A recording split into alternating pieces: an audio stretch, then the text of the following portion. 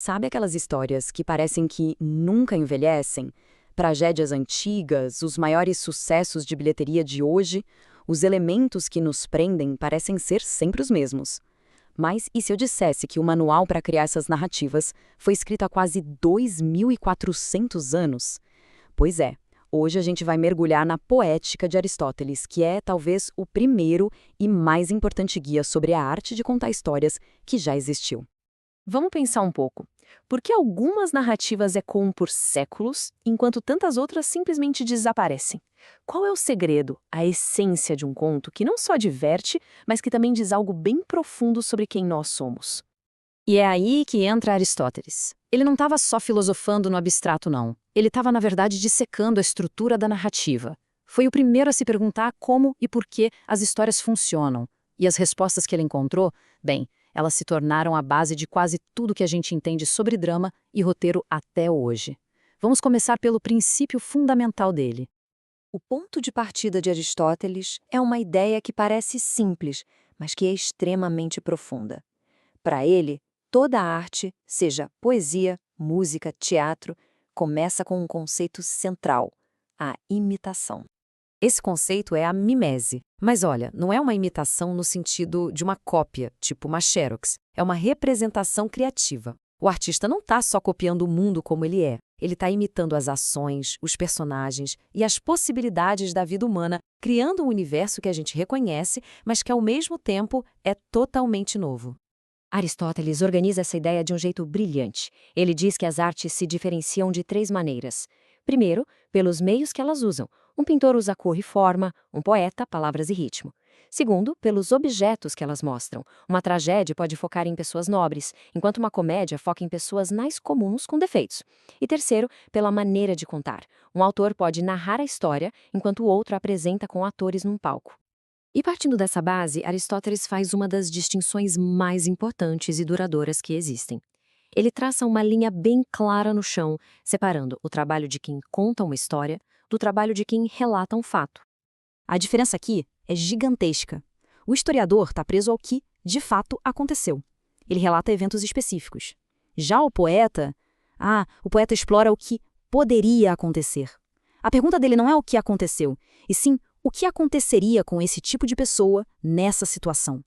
Com isso, a poesia acaba falando de verdades universais sobre a natureza humana. E essa citação resume tudo. Para Aristóteles, a poesia é mais séria porque, ao focar no universal, ela nos ensina muito mais sobre nós mesmos do que um simples registro de eventos. Uma grande história de ficção pode revelar uma verdade muito mais profunda sobre coragem ou traição do que qualquer relato histórico. Agora, vamos para um dos legados mais famosos de Aristóteles, a sua análise do personagem principal da tragédia. Ele não só descreveu o herói trágico, ele basicamente criou a receita que tem sido usada por escritores e roteiristas desde então. O ponto-chave aqui é o equilíbrio. O herói trágico não pode ser perfeito, porque a queda dele não geraria pena, só choque. E ele também não pode ser puramente mau, senão a gente ia achar que a ruína foi merecida. Pelo contrário, é alguém bom, mas que tem falhas. Geralmente uma pessoa de posição elevada, como um rei, cuja queda de uma grande altura se torna ainda mais devastadora. E essa queda é causada pela amartia. Essa palavra é essencial. Muitas vezes é traduzida como falha trágica. Mas não se trata de maldade. É um erro de julgamento. Pensa no Édipo. A amartia dele não foi ser uma pessoa ruim, mas sim a sua busca teimosa pela verdade, que ironicamente o levou à própria destruição. É isso que faz a história ser uma tragédia, e não um conto moral. Aristóteles também nos deu um guia prático, um tipo de checklist para criar personagens convincentes. Primeiro, eles precisam ser bons, ou seja, ter um propósito claro.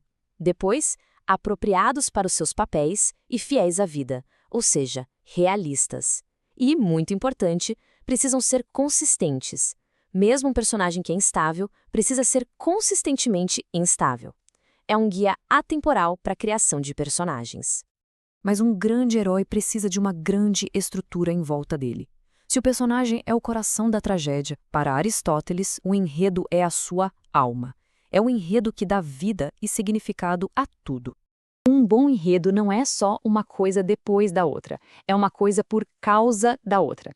Cada cena precisa levar logicamente à próxima. O maior impacto emocional vem da surpresa que surge da inevitabilidade. É quando algo inesperado acontece, mas, olhando para trás, a gente percebe que era o único final possível. É essa corrente de causa e efeito que provoca a catarse, a famosa purgação de piedade e medo na plateia. Tá, mas e daí? Por que tudo isso ainda importa? Por que discutir um texto tão antigo no mundo tão moderno?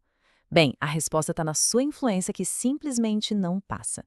De Shakespeare a Hollywood, os princípios fundamentais continuam os mesmos. A ideia da arte como uma imitação da ação, a fórmula do herói trágico que comete um erro fatal, a importância de um enredo onde tudo se conecta, tudo isso está enraizado no nosso DNA narrativo. E tudo graças a Aristóteles. E para fechar, fica aqui essa reflexão. Pensem nos filmes, séries e livros preferidos de cada um.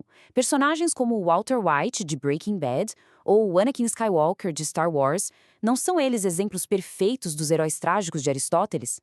Pessoas de grande potencial, cuja queda vem não da maldade, mas de uma amartia, um erro de julgamento que os joga num caminho de destruição. A receita de Aristóteles não só está viva, ela está em todo lugar.